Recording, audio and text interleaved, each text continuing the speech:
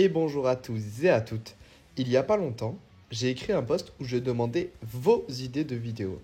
Et donc on se retrouve aujourd'hui pour les 3 pires humiliations du manga selon moi. Donc évidemment, je pourrais pas toutes les citer dans cette vidéo et la liste que je vais vous donner n'a pas d'ordre. Ce n'est pas du pire au moins pire. Sur ce, commençons. I came here to turn things around, to become the best in the world. Unless I beat someone stronger than me, that won't happen! La première humiliation qui me vient en tête dans ce manga est le but de Bashira lors de la première sélection contre l'équipe de Nagi.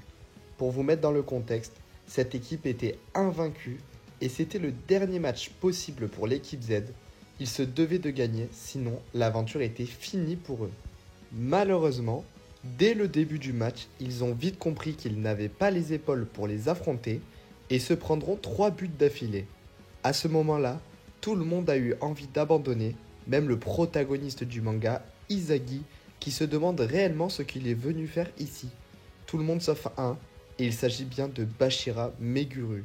Lui, au contraire, a décidé de prendre cet échec comme un challenge, et alors que tout semble perdu, il rentre dans sa phase d'éveil, et traversera le terrain seul, en 1 versus 11, dribblera tout le monde avec des techniques exceptionnelles comme des virgules en l'air, des roulettes, et marquera même le but en finesse avec un coup du foulard.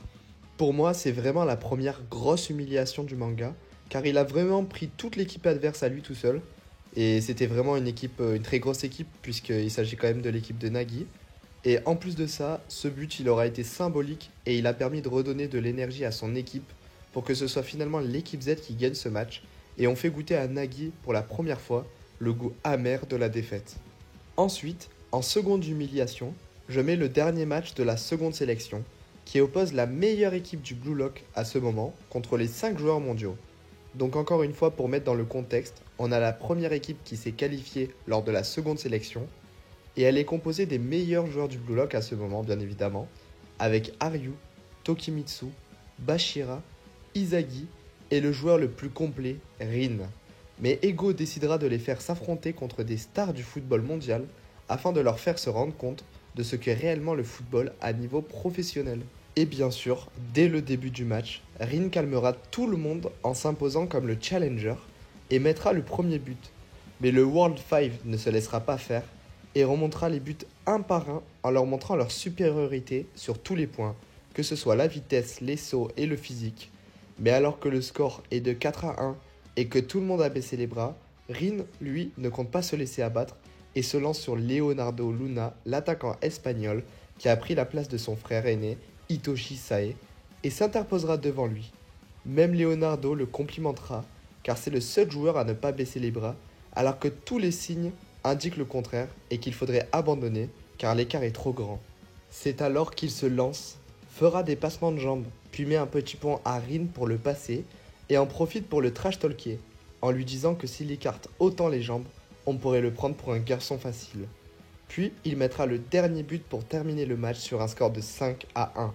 Le principal but de Ego durant ce match aura été de sélectionner les titulaires pour le match contre le Japon U20, mais nous, en tant que lecteurs, on a pu vraiment se rendre compte pour la première fois du gouffre qui séparait les très bons joueurs comme Rin ou Izagi des joueurs de niveau mondial.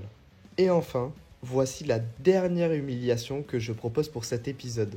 Et évidemment, on ne peut pas passer à côté de celle-là. Si on pense bien à une humiliation dans le manga, on pense forcément à celle que Izagi a mise à Baro lors de la seconde sélection. À ce moment-là, Baro a déjà perdu contre Izagi aux côtés de Nagi pour une première fois et a donc dû les rejoindre par obligation et non par choix. Ils se sont donc retrouvés à affronter l'équipe de Kunigami, Shigiri et Reo et se sont vite retrouvés en difficulté à cause du jeu égoïste de Baro, car ils se sont retrouvés un peu en 2 contre 3. On le sait tous très bien, Baro Shohei est le personnage le plus égoïste du manga. C'est le roi du ballon sur le terrain, mais ce jour-là, Izagi en a décidé autrement. Puisque Baro ne voulait pas jouer en équipe, il s'est servi de lui comme un pion à sa guise pour marquer. Il s'est glissé dans les angles morts de Baro, et quand toute l'attention était concentrée sur lui, il a pu se servir de cette attention visée pour se démarquer et être libre de tirer pour mettre un but.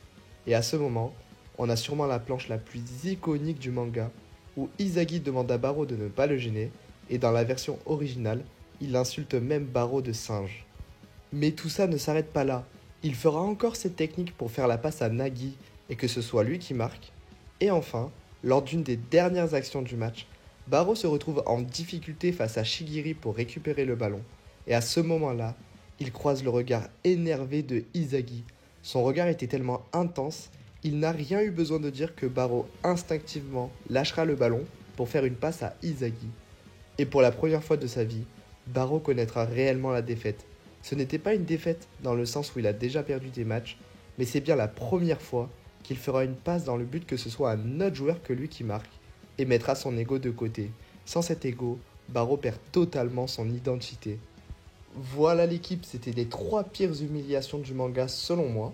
Évidemment, il y en a d'autres, là j'ai pas pu toutes les dire, donc si tu es intéressé pour un deuxième épisode, fais-le moi savoir en commentaire. En attendant, si cette vidéo t'a plu, n'hésite pas à liker, à commenter et à t'abonner. Sur ce, à la prochaine.